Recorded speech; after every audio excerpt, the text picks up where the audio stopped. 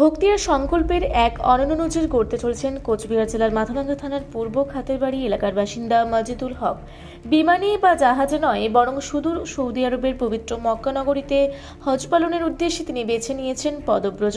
গত শুক্রবার 13 ফেব্রুয়ারি 2026 জুম্বার নামাজের পর নিজের গ্রাম থেকে শুরু হয়েছে তার এই ঐতিহাসিক সফর।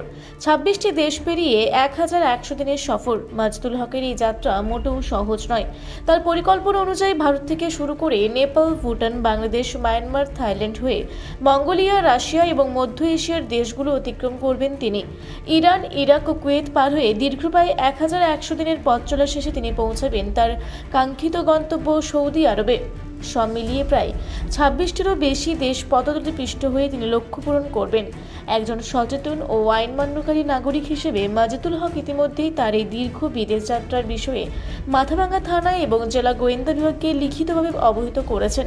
চিঠিতে তিনি জানিয়েছেন তার এই ভ্রমণ সম্পূর্ণ শান্তিপূর্ণ এবং আধ্যাত্মিক উদ্দেশ্য প্রণোদিত।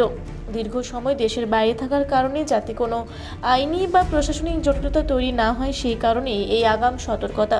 এর মাঝে তিনি 12 দিনের মাথায় বুধবার পৌঁছেছেন মালদা জেলার গাজলে এবং গাজলের রঙাভিটা জামে মসজিদে রাত্রিবাস করলেন বলে তিনি জানান। তিনি এও জানান বৃহস্পতিবার সকাল 7টায় তিনি পুনরায় তার গন্তব্যের উদ্দেশ্যে রওনা দিলেন।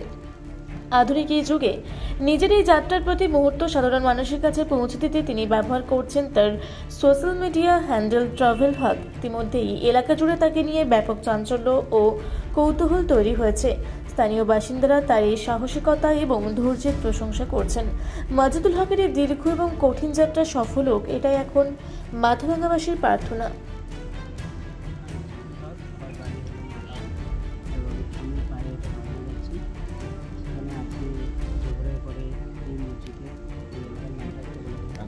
রান্নাঘাটে জামে মসজিদ।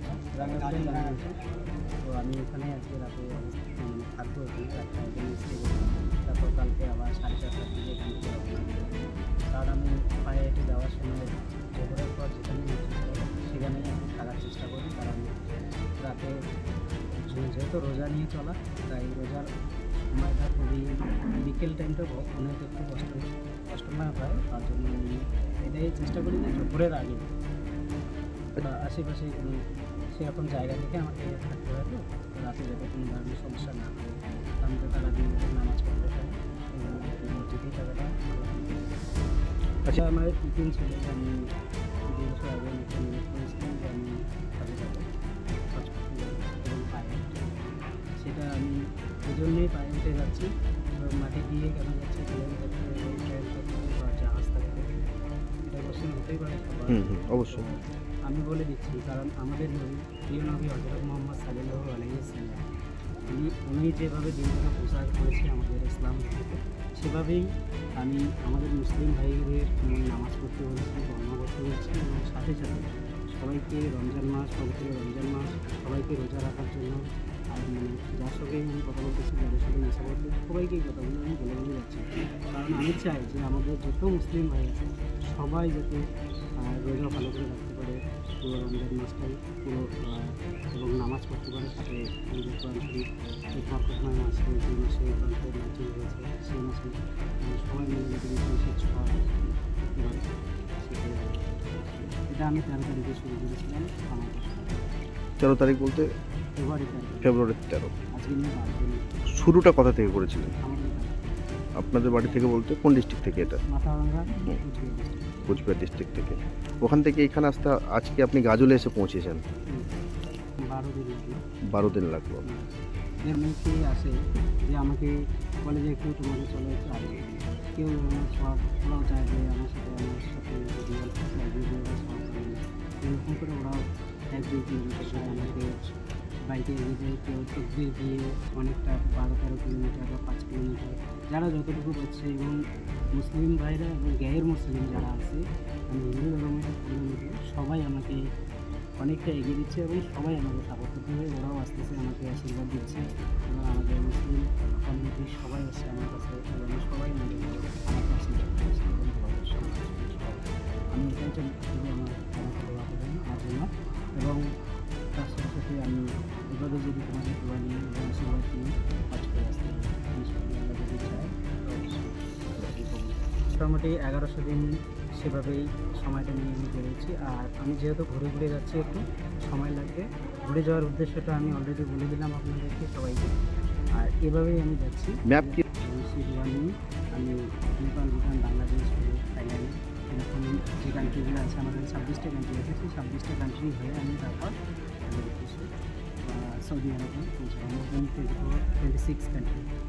আমি চাবো যে সবাই মিলে, সব ধর্মের লোকেরাই যদি একত্রিত হয়ে থাকি, এবং না হিন্দু না মুসলিম, সবাই আমরা ভারতীয়, এবং এটাই আমার বার্তা থাকি যে সবাই যদি ভালো থাকি ইনশাআল্লাহ। আমরা সবাই মহব্বতের সহিত এখানে থাকতে চাই, এবং কেউ যদি কোনো ধরনের প্রবলেম ক্রিয়েট না করে, এবং আমার সাথে যদি সবাই সহযোগিতা করে, আমাকে যদি এগিয়ে দেয়, এবং আমার মনের উৎসাহটাকে যদি এগিয়ে বাড়িয়ে দেয়, সেটাই আর সবাই বেশি বেশি করে নামাজ পড়ে